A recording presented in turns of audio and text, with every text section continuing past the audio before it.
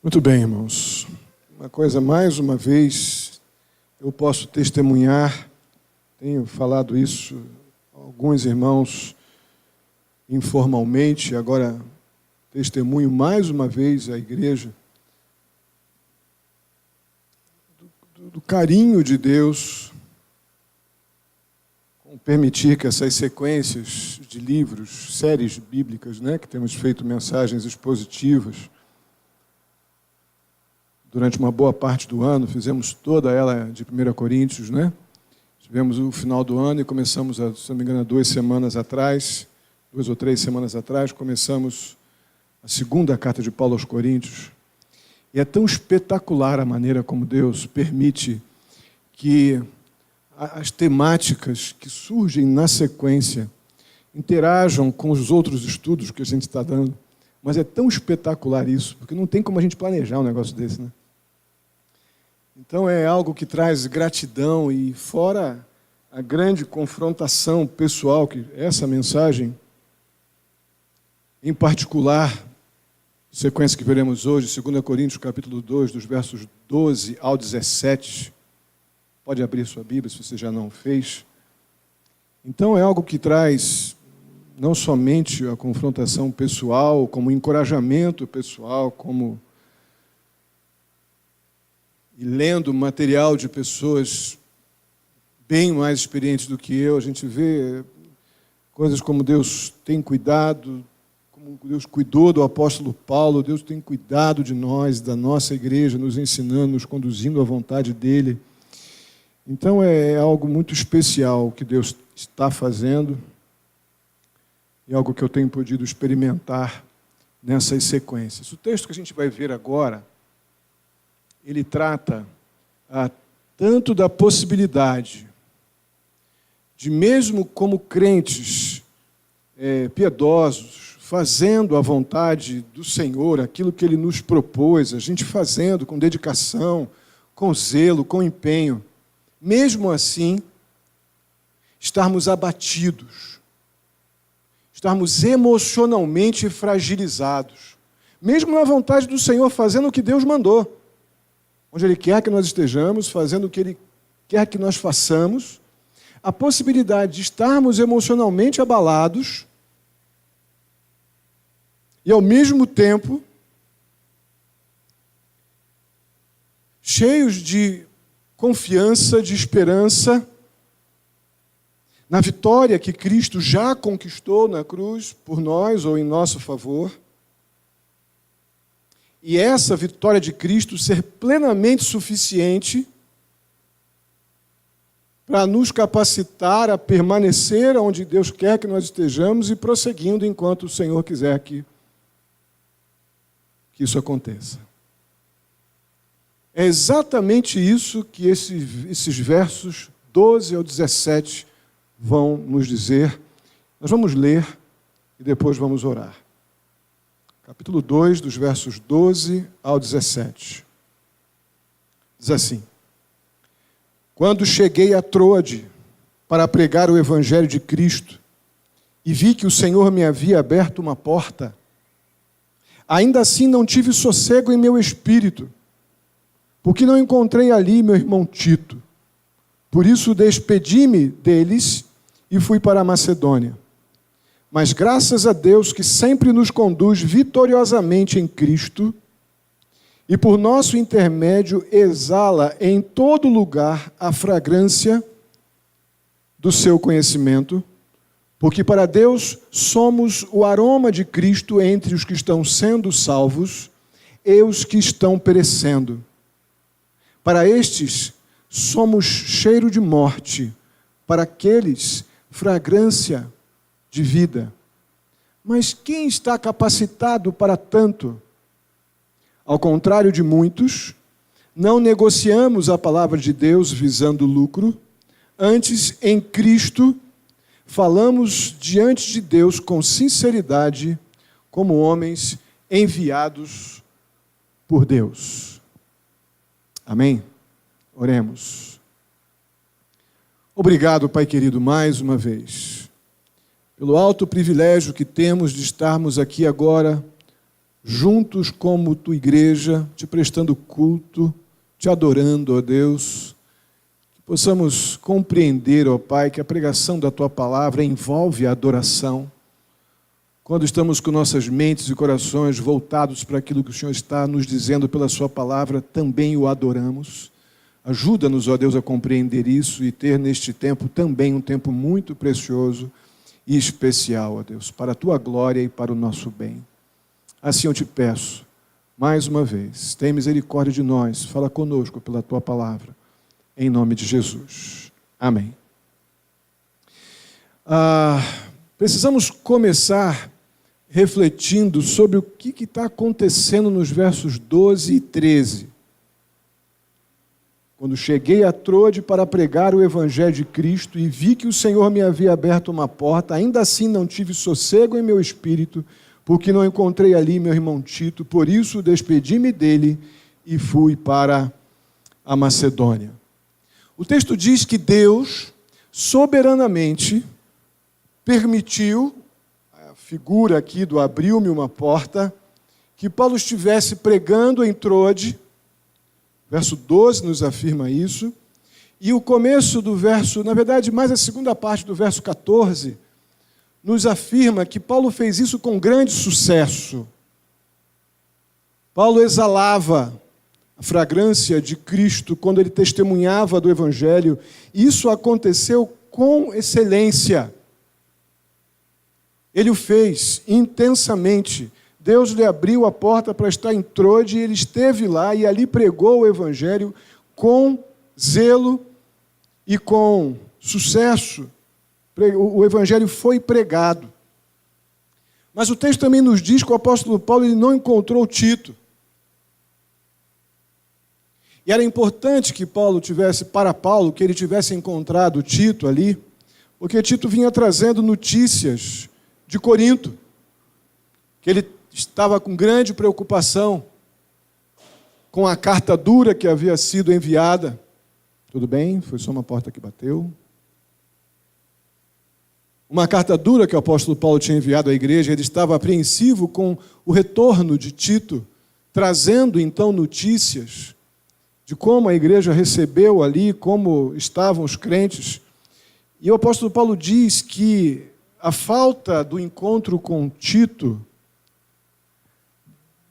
trouxe desassossego. Literalmente o texto diz, não tive sossego em meu espírito. Paulo estava aflito, emocionalmente instável. E diante disso,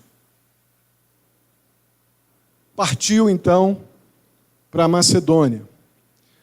No verso 14, eu creio que o apóstolo Paulo, reforçando apenas o que já disse, deixa claro para a gente que ele teve um ministério bem-sucedido, a mensagem foi pregada, mesmo com o seu coração aflito, mesmo agitado, desassossegado em seu coração. Eu estou enfatizando esse ponto, porque esse é um fato da vida real de todo pregador do Evangelho. E aqui eu estava lendo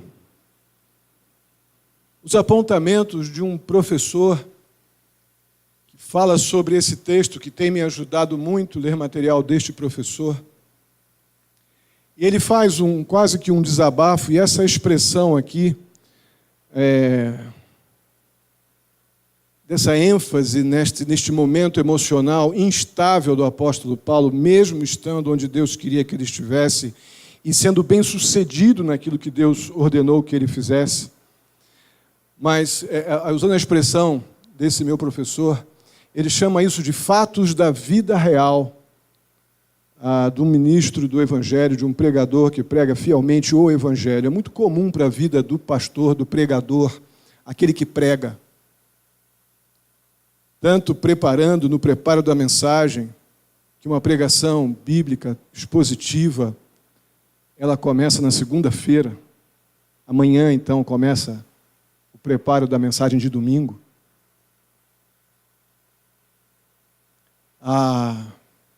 E ele comenta, falando um pouco de si mesmo, que causa uma empatia muito grande com quem vive a palavra de Deus e a prega. Então, tanto enquanto a gente prega, como enquanto estamos preparando a mensagem, isso tudo acontece bem simultaneamente com realidade do dia a dia, onde a gente aconselha uma pessoa que está pensando em suicídio. A gente lida com um casal em meio a uma situação de divórcio. Ao mesmo tempo, a gente está conversando com um amigo que está numa séria crise emocional, lidando com outro irmão, tudo isso enquanto estamos preparando a mensagem, trabalhando o nosso dia a dia na dinâmica da vida da igreja, e ao mesmo tempo a gente chora com a morte de um querido, ajuda um amigo numa crise, e a gente se alegra, o outro lado, com uma pessoa, um novo casal que está tendo um primeiro filho, fora as nossas próprias lutas, pessoais, desafios. Essas coisas normalmente acontecem simultaneamente. E esse pastor, meu conselheiro e professor, ele dá essa ênfase, que mesmo em uma boa fase ministerial e espiritual, é muito provável que aquele que ministra possa estar passando por grande aflição pessoal no seu espírito. É o que nós estamos vendo na vida do apóstolo Paulo. Não estamos falando aqui de aflição ímpia, não. Estamos falando de algo muito verdadeiro e piedoso.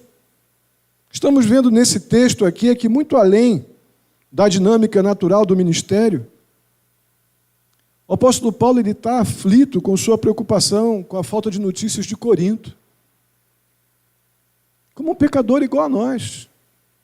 Ele falou que tinha que ser falado e tinha que ser dito. Mas ele estava querendo muito encontrar-se com Tito. As preocupações eram grandes. Dá só uma caminhadinha no capítulo 11. Olha o que é dito nos versos 28 e 29 do capítulo 11 aí de 2 Coríntios. Ele está dando um testemunho das suas muitas lutas e aflições pessoais pela causa de Cristo. E nos versos 28 e 29 ele diz assim: além disso, enfrento diariamente uma pressão interior, a saber, a minha preocupação com todas as igrejas. Principalmente o verso 28, 29 também está dentro, né? Quem está fraco, que eu não me sinta fraco, quem não se escandaliza, que eu não me queime por dentro. Isso é um gemido de um homem que tem empatia com as pessoas com quem ele lida, e o ministério pastoral vai trazer isso para qualquer pessoa envolvida nele. E ele está declarando, como diz meu professor, como é fácil, falta de sossego no espírito, no ministério pastoral e até mesmo na vida cristã, de forma legítima. De forma legítima. Não aquela que é fruto de uma ansiedade descontrolada, o medo de sentir medo, mas aquilo que vem pelo acúmulo de situações, e muitas delas não são gostosas de lidar. Um fato importante que a gente precisa destacar, nesse contexto do apóstolo Paulo com aflito, usando a expressão do próprio texto, desassossegado, sem sossego, é que ele não discerne a vontade de Deus para estar ali em Trode pelas suas emoções, pelo que ele está sentindo. Ele não tem esse link. Está tudo bem, estou na vontade de Deus. Não está tudo bem, não é vontade de Deus. De forma alguma.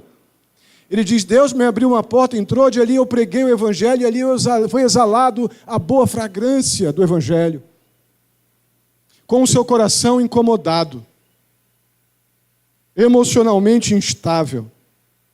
Ele não precisa de estar seguro e emocionalmente estável para entender que está na vontade do Senhor. Isso nos ensina, sem dúvida, que precisamos colocar nossas emoções na perspectiva correta. Frequentemente,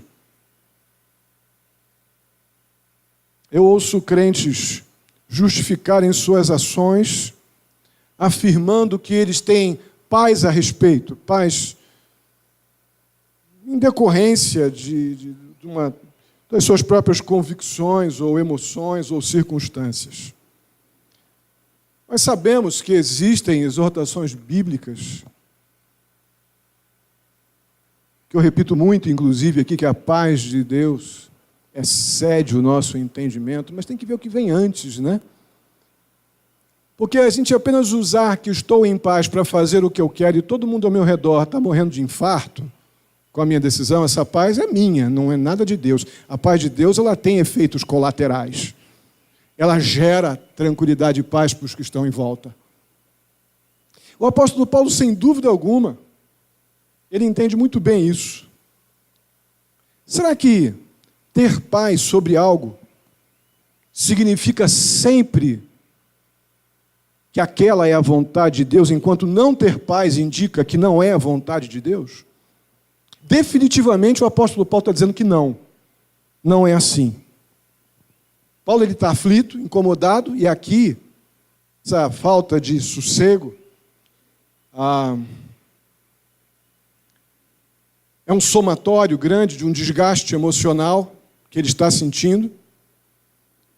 Simultaneamente, enquanto ele está ministrando em Trode do Evangelho, e ainda assim é a vontade de Deus que ele estivesse ali pregando o Evangelho, mesmo que em desassossego. Irmãos, a obediência a Deus e a sua palavra, a sua vontade, nem sempre vai trazer um bem-estar, pelo menos imediato. Diria até que obedecer a Deus, quando nós não estamos nos sentindo emocionalmente estáveis, é muitas vezes o verdadeiro teste da obediência, o quanto eu tenho temor ao Senhor para obedecê-lo. Porque obedecer quando está tudo favorável não é uma tarefa das mais difíceis. Mas quando emocionalmente instável e eu estou alegando uma possível falta de paz para ir embora, de forma alguma isso é sinônimo de vontade de Deus, mas certamente é sinônimo de que é a minha vontade. Que a compreensão que Paulo tinha de que tinha que permanecer ali porque era onde Deus queria que ele estivesse, a mensagem estava sendo pregada,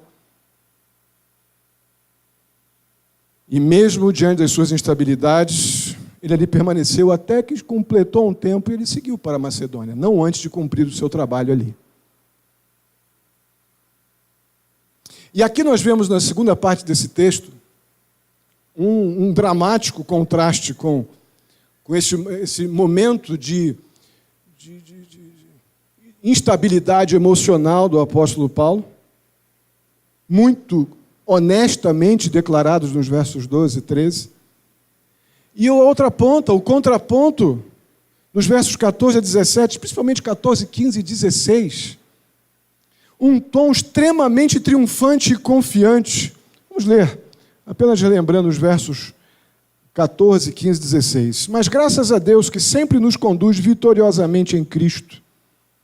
E a segunda parte que eu digo que confirma o êxito da pregação do ministério ali em Trode, e por nosso intermédio exala em todo lugar a fragrância do seu conhecimento, porque para Deus somos o aroma de Cristo entre os que estão sendo salvos e os que estão perecendo, para estes somos cheiros de morte, para aqueles fragrância de vida. Mas quem está capacitado para tanto? Como é que pode uma pessoa tão aflita emocionalmente ter ao mesmo tempo uma confissão tão triunfante, tão confiante? Será que as palavras aqui, confiantes e alegres, encorajadoras do apóstolo Paulo, serão que é porque ele encontrou, então, ou teve notícias de Tito e estava tudo bem, chegou na Macedônia e encontrou e viu que estava tudo bem em Corinto? Mais uma vez, eu tenho convicção de que não é isso que gera essa confissão triunfante e confiante do apóstolo Paulo. Essa sua confiança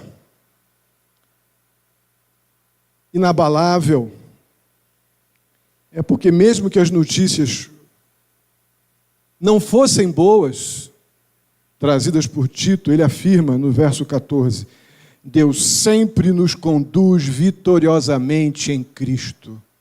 Como essa expressão vitória em Cristo, você é um vitorioso, são absolutamente empregada incorretamente pelos teólogos da libertação, da prosperidade e coisas assim. Segurança que o apóstolo Paulo tinha de continuar, mesmo ainda com o seu coração aflito, mesmo ainda provavelmente com instabilidades pela ausência de informações de Tito. Ele diz: Deus sempre nos conduz vitoriosamente em Cristo. Amados, a vitória que temos em Jesus, ela é sempre constante e não circunstancial ou ocasional. Nós temos o estado de vitoriosos. Não é porque tudo dá certo, porque o apóstolo Paulo está vendo um momento aqui que as coisas não estavam dando totalmente certo, pelo menos para as suas emoções. Mas é o fato de que aquilo que aconteceu na cruz é tão verdadeiro e me representa e empatiza tanto com a realidade daquele crente, daquele ser humano que entendeu que é pecador, mas reconheceu em Jesus Cristo o seu Salvador, que aquela vitória também é minha. Então eu posso afirmar que o crente no Senhor Jesus sempre será vitorioso em Cristo. Os versos 15 e 16 dizem assim, né? Porque para Deus somos o aroma de Cristo entre os que estão sendo salvos. E os que estão perecendo, para esses somos cheiros de morte. Eu coloco agora uma outra tradução, uma tradução livre da Bíblia Mensagem, do pastor Eugene Peterson. Ele não tem uma preocupação com literalidade gramatical, mas ele faz umas exposições devocionais dos textos que às vezes ajudam muito, e aqui eu achei que foi brilhante. O mesmo texto que eu li há pouco, agora na versão da Bíblia Mensagem. Por causa de Cristo, exalamos uma doce fragrância que sobe até Deus e é reconhecida pelos que trilham o caminho da salvação. Um aroma com agradável cheiro de vida. Mas aqueles que estão no caminho da destruição nos tratam mais como se exalássemos o cheiro desagradável de um cadáver ou o cheiro de morte. Perceba que a mensagem da vitória de Cristo, a mensagem do Evangelho, que aponta para o meu pecado e para a solução do meu pecado através do que Cristo realizou na cruz por nós, exala a vida, exala aquilo que é chamado do aroma ou o bom cheiro de Cristo. Agora, para aquele que não reconhece Jesus como Salvador, esta mesma mensagem é cheiro de morte. Já não vai ficar porque creu ou deixou de crer. A rejeição a este aroma doce do Evangelho, já naturalmente, no olfato daquele que não crê na obra de Cristo, já é cheiro de morte. Irmãos, a vitória que nós temos em Cristo, ela não é medida em termos de números, ou número daqueles que são salvos. A vitória e o triunfo da experiência dos crentes em Jesus ou são resultados da proclamação do Evangelho, aquilo que é dito aqui como doce fragrância. A doce fragrância é o Evangelho. Creiam as pessoas em Cristo ou não, a doce fragrância, ela precisa ser exalada da nossa vida com o testemunho do Evangelho de Jesus Cristo. Então, a nossa vitória está em crermos do significado dessa mensagem. Tendo Cristo, então, triunfado sobre a morte e o pecado por nós, aquilo que aconteceu na cruz foi por mim e por você. Não foi um ato isolado para eu crer numa figura histórica apenas. Não foi algo que foi, para aqueles que creem em Jesus Cristo, foi transportada, foi transmitida, recebida quase que numa perspectiva de herança. Não, né? Na perspectiva de uma herança dada àqueles que creem. Aquela vitória na cruz é nossa, é a nossa vitória. É por isso que nem mesmo as aflições impostas pelo ministério, nem as lutas pessoais que temos, pela falta, no caso de Paulo, pela falta de notícia de Tito, poderiam deixar Paulo ou qualquer um de nós mais ou menos capazes espiritualmente. Sempre, se somos alguma coisa, Se somos hoje pessoas regeneradas, que testemunham de Cristo e por isso exalam este aroma de Cristo, o bom perfume da mensagem. A mensagem é o bom perfume que em minha vida, viva em minha vida, me torna, me dá o cheiro de Cristo. É isso, definitivamente, que nos torna alguma coisa. É sempre unicamente por causa de Cristo. Daí vem a pergunta do verso 16. Mas quem está capacitado para tanto, diz o apóstolo Paulo? Quem? Quem é adequado para o ministério do Evangelho? Quem é habilitado para, como nós, como crentes, com títulos ou não, mas como embaixadores da autoridade máxima da pátria celestial, nesta vida, qualquer um de nós, quem de nós está habilitado? Até mesmo quando nos falta sossego no espírito, como disse o apóstolo Paulo, no seu caso particular, sempre será Deus, irmãos. Sempre será Deus que vai nos capacitar. Nenhum de nós é adequado ou capacitado, ou vai estar num estado espiritual de amadurecimento que agora eu já estou num ponto que essas coisas não afetam mais. Pecado, vaidade, orgulho, somos completamente dependentes para podermos exalar este bom perfume do Evangelho, a fragrância de Deus, pela mensagem, pelo testemunho, pela vivência da mensagem do Evangelho. É Deus, sempre será Deus.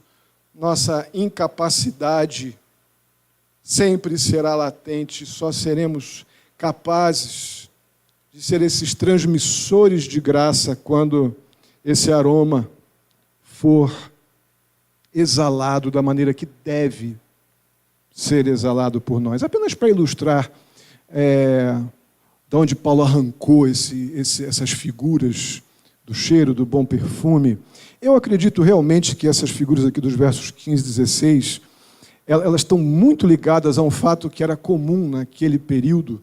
Os reis, quando eles tinham as vitórias, as conquistas deles, eles costumavam voltar pelo centro da cidade, pela vida principal, os comandantes, os generais, como se fosse numa parada militar, com os presos, com as conquistas das guerras, e as pessoas levavam às ruas incensos, pétalas de rosas para perfumá-los. Eles vinham meio mal cheirosos da batalha, né? Então, uma forma de honra também, e trazer bom cheiro àquele momento, eram jogadas pétalas de rosas e incensos eram acendidos para trazer àquele local, àquela circunstância, um cheiro bom. Eu creio que Paulo tinha muito isso em mente. Quando os crentes eles vivem a vitória de Cristo, vindo de uma realidade de separados de Deus, mortos em pecados e delitos, e Deus, pela sua graça, com a vitória de Cristo na cruz, nos concede a vitória dele. É como se nós voltássemos e ele vai tirando, Cristo e a mensagem do Evangelho vai tirando aquele mau cheiro da vida sem Cristo, de uma vida autossuficiente, de uma vida autojustificada, de uma vida sem percepção de pecado. O Evangelho ele nos transforma, nos dá esse aroma que sobe em direção a Deus. Eu creio que um viver piedoso inclui a proclamação do Evangelho. Que eu sou legal, que eu sou boa pessoa, tal.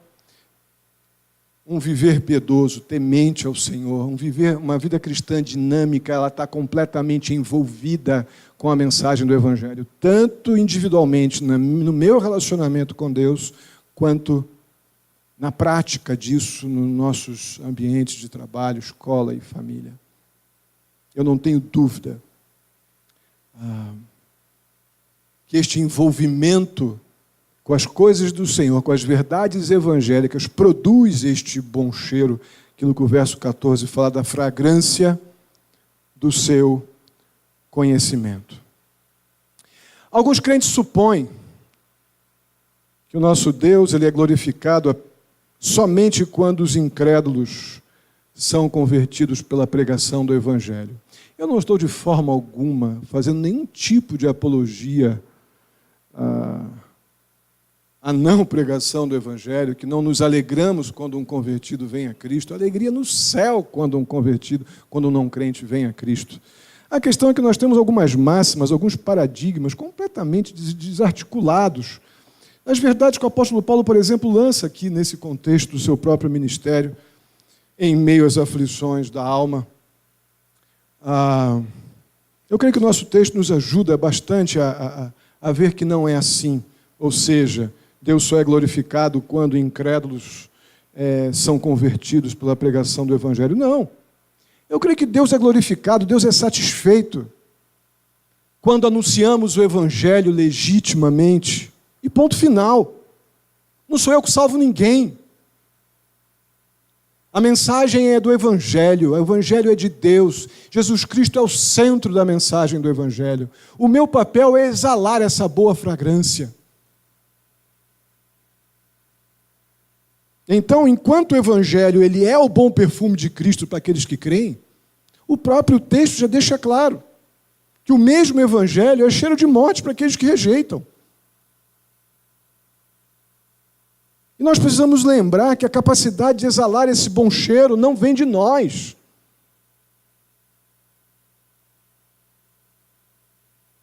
Mas quem está capacitado para tanto, diz o final do verso 16.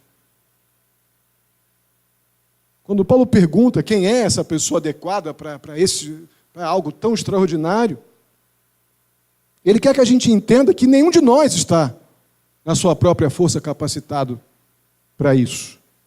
Nenhum de nós. Quero muito trazer a lembrança que essas afirmações estão acontecendo no homem que acabou de declarar que, enquanto estava em pleno exercício do ministério, em Trode, falando e testemunhando do Evangelho, ele estava extremamente agitado, desassossegado em seu espírito, emocionalmente instável. Mas a vitória da cruz, a vitória do Evangelho, impactava tão fortemente a sua vontade, o seu ânimo, o seu ser, sua contemplação de quem Deus é e de quem Ele é, não permitiu que ele perdesse a perspectiva do triunfo da obra de Cristo na cruz em seu favor. E foi isso que fez com que ele continuasse.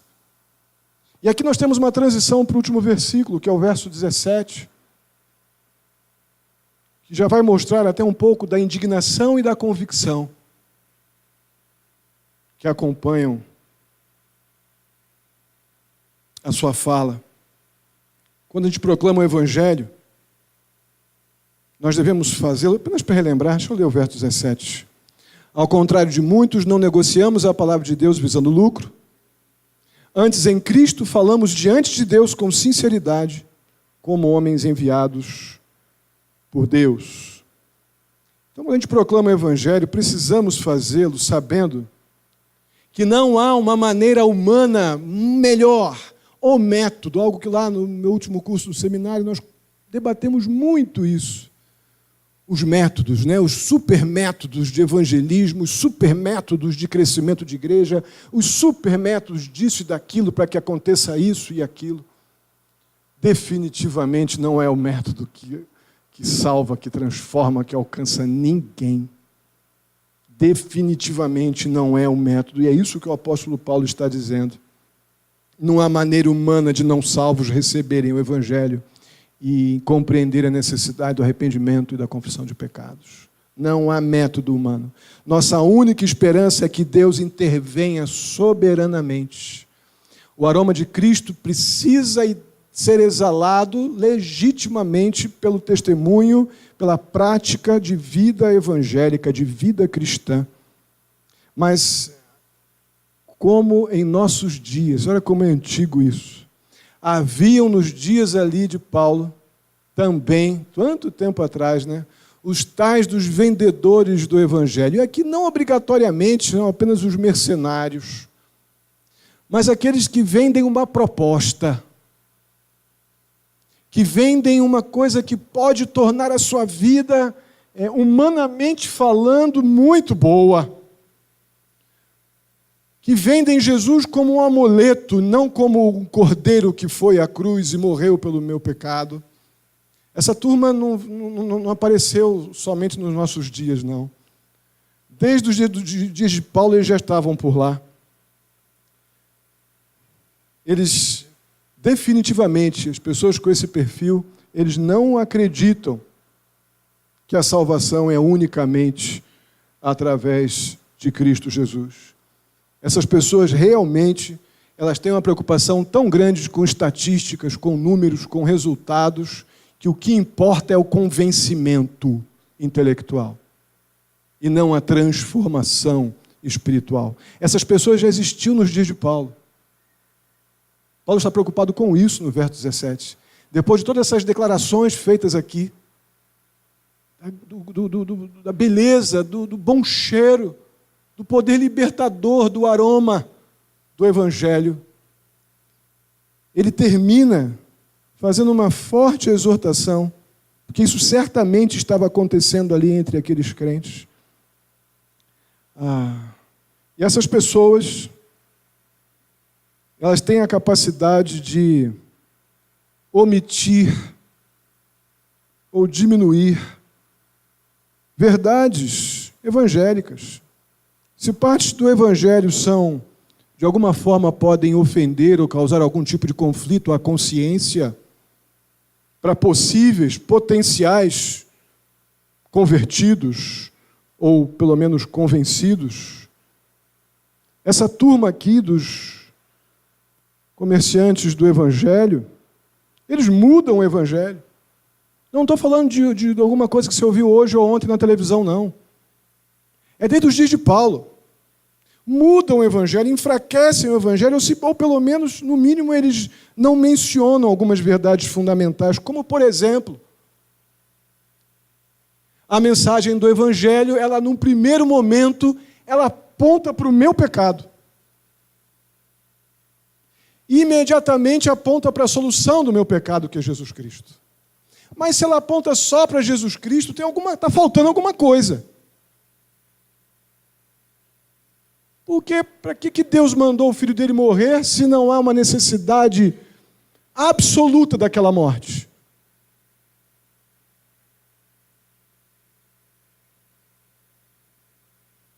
Essas pessoas simplesmente não dizem para essas pessoas que sem Cristo como Senhor são pecadoras destinadas ao inferno. Não dizem. Nós sabemos disso. Desde os dias de Paulo. Pelo contrário, isso é uma coisa que nós temos que definitivamente aprender. Não é incomum para nós hoje. Essas pessoas, em vez de apontarem para a realidade da necessidade que o pecador tem de Cristo Jesus, por que eu preciso de uma salvação? Se eu sou tão legal, só estou precisando de um upgrade chamado Jesus para me tornar mais legal ainda. Percebem? Como temos essa tendência, a gente vai evangelizar assim, ó. Poxa, mas você é uma pessoa tão boa, você faz coisas tão boas, tão legal, você é tão joia. Se você aceitar Jesus, imagina o que você vai ser. O que é isso a não ser um upgrade na minha bondade? Eu já sou bom à beça. Então eu vou para Jesus para ficar um pouquinho melhor, aí que eu vou ficar joia mesmo. Esse é o evangelho baratinho, sem sangue de Jesus, que está sendo anunciado aí nas televisões, que muitos de nós estamos assistindo.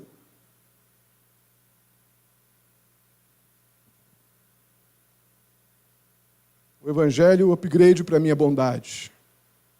Isso é um drama. Quando a gente prefere ganhar a amizade, ganhar a consideração e um apoio, um relacionamento,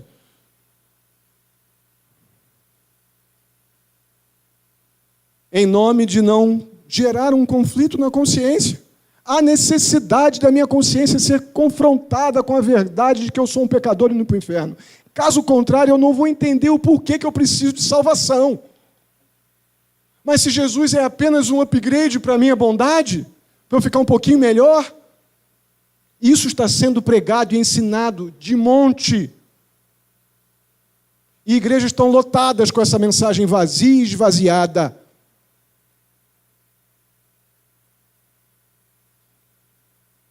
Versos 15 e 16. Para Deus somos o aroma de Cristo entre os que estão sendo salvos e os que estão perecendo.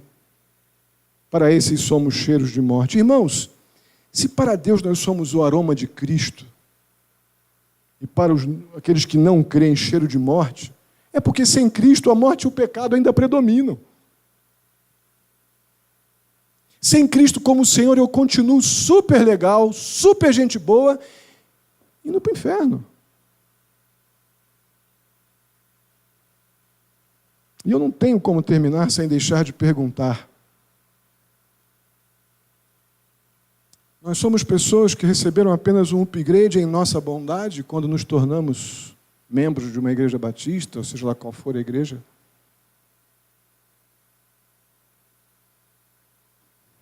Ou nós somos pessoas que realmente cheiravam a morte, ouviam o evangelho, mas aquilo tinha um cheiro de, para que isso?